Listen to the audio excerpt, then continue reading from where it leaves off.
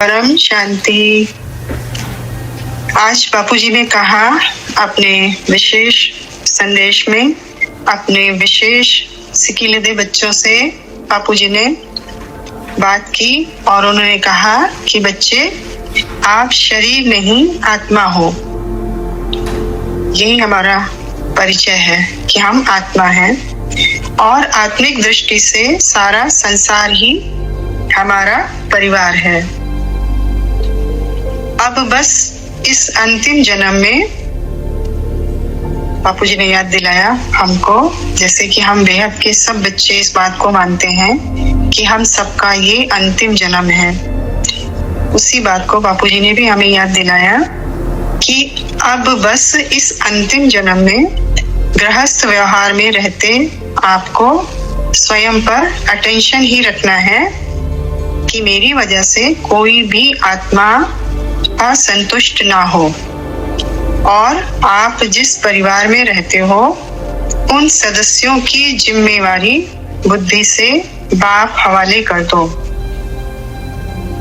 मतलब अगर हमने अपने परिवार के जितने भी मेंबर हैं, लौकिक दुनिया की बात हो रही है यहाँ पर, लौकिक में हमारी जो जिम्मेदारियां हैं उन सबको हम अपनी ड्यूटी निभाते हुए अपने बाप के हवाले करते हैं, यानी बुद्धि से बाप के हवाले कर देते हैं, तो वो आत्मा असंतुष्ट नहीं होगी क्योंकि हमने उसको बाप के हवाले कर दिया है। तो बाप ही जानी जाननहार हो गया ना, उसका बाप ही उसको संभालने वाला हो गया। तो आगे बोला है कि देखो, अब सब कुछ संभालने परमात्मा बाप आ गया है और उसे पता है कि किस रीति उसको संभालना है। यदि आप अपनी जिम्मेवारी समझोगे तो आपके संबंध में आने वाली आत्माओं के साथ साथ आपका भी हिसाब किताब बन जाएगा, जो फिर आपको स्वयं ही चुकतू करना पड़ेगा। हमें बापूजी ने बोला है कि अभी आपको बहुत अलर्ट रहना है। आपको किसी भी आत्मा के साथ, चाहे वो हद के परिवार में है चाहे वो बेहद के परिवार में है, किसी भी आत्मा के साथ आपको कोई भी नया कर्म बंधन नहीं बनाना है। किस लिए बोला है? ताकि हम आत्माएं अपने कर्म बंधन के बोझ से हल्की हो जाएं और हल्की आत्मा ही बाप के कार्य को संपन्न करेगी। इसलिए बोला बापूजी ने कि जो भी आपके संबंधी हैं उन सब को बाप के हवाले करो, तो आप उन आत्माओं के साथ नए हिसाब किताब बनने से मुक्त हो जाएंगे। आगे बोला है बापूजी ने, अब सब कुछ बाप हवाले करने में आपका भी कल्याण है और आपके संबंध में आने वाली आत्माओं का भी। सोचिए, दुनिया की जो हालत है, संसार में जो हम देख रहे हैं, जिस तरह से हम देख रहे हैं प्रकृति भी तांडव मचा रही है। तो प्रकृति अगर अपने तांडव पर आती है तो क्या हम अपने परिवार को संभाल सकते हैं?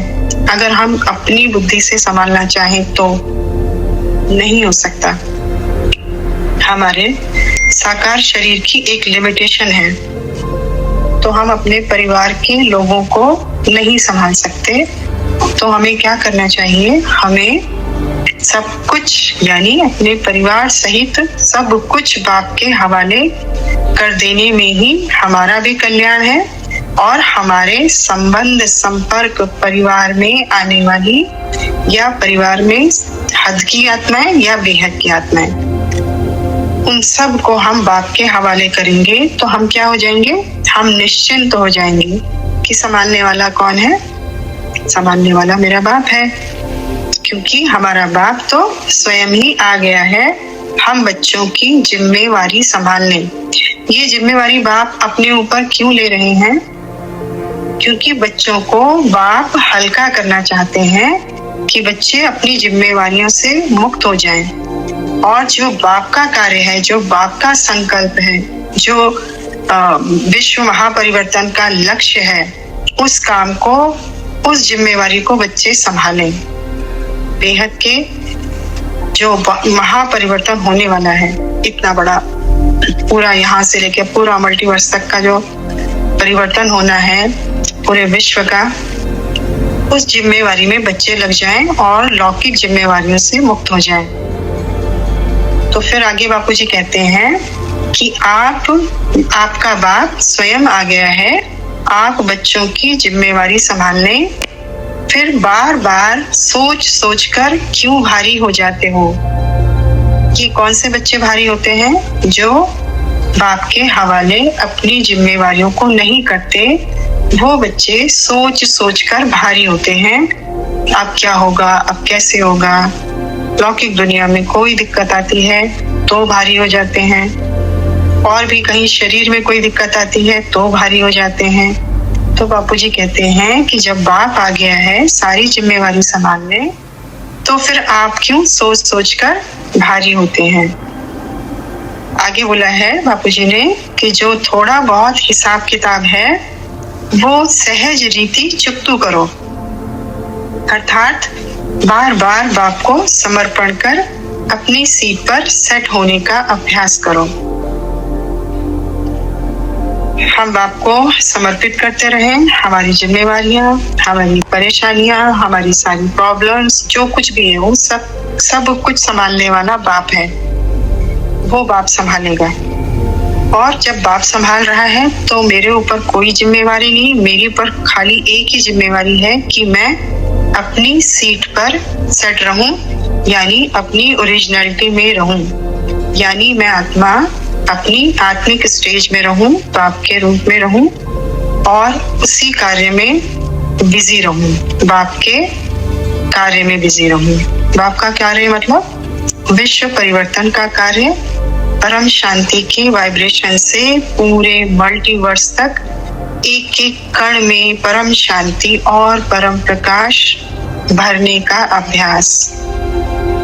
इसी सीट पर हम सेट रहें। आगे बोला है, अब अपना हिसाब किताब मत बनाओ। यह ना हो कि समय परिवर्तन हो जाए और आपको पश्चाताप करना पड़े। अब बस समय परिवर्तन हुआ कि हुआ। इसलिए बच्चे, इस समय सबसे अधिक जरूरी है अपनी एक रस अर्थात शांत चित्त स्थिति में स्थित रहना। हमारी एक रस स्थिति क्या है? जब मैं आत्मा अपनी आत्म स्वरूप में हूँ, बाप के रूप में हूँ, अपनी ओरिजिनलिटी में हूँ, तब मैं एक रस स्थिति में हूँ, तब मैं शांत चित्त स्थिति में हूँ और इसी अवस्था में मुझे रहना है। यही मेरी सीट है और इस सीट को मुझे किसी भी कारण से छोड़ना नहीं है, चाहे कुछ भी हो जाए।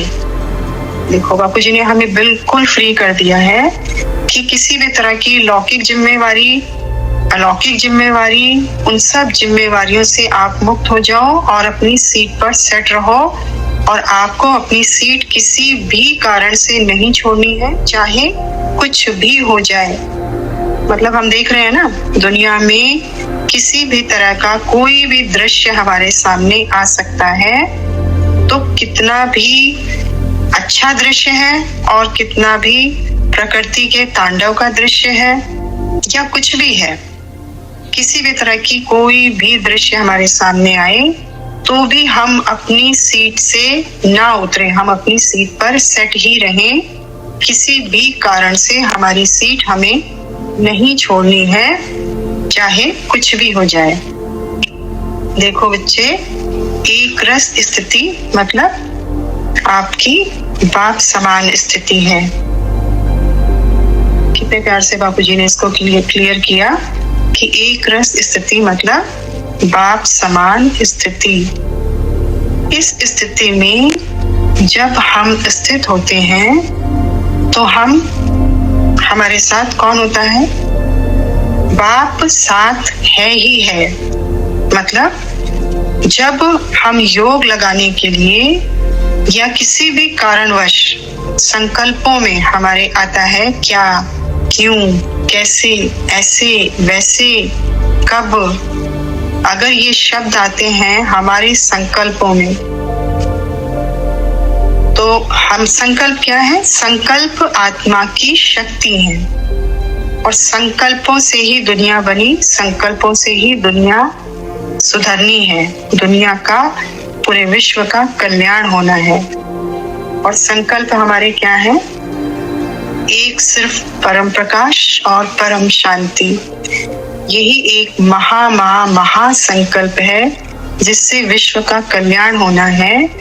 तो हमें किसी भी कारणवश अपने संकल्पों में कब, क्या, क्यों, कैसे, ऐसे, वैसे इन शब्दों को लाना भी नहीं है, संकल्पों में भी नहीं लाना है, क्योंकि आत्मा की पावर संकल्प है और हम उस पावर को किस लिए यूज कर रहे हैं? विश्व कल्याण के लिए। और जब हम क्या, क्यों, ऐसे, वैसे, कैसे करते हैं तो क्या होता है?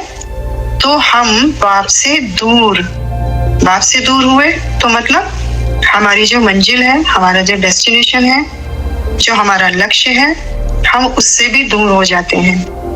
इसलिए सदा प्रेम स्वरूप बनकर रहो। प्रेम स्वरूप बनकर रहो मतलब बाप के प्यार में लवलीन रहें।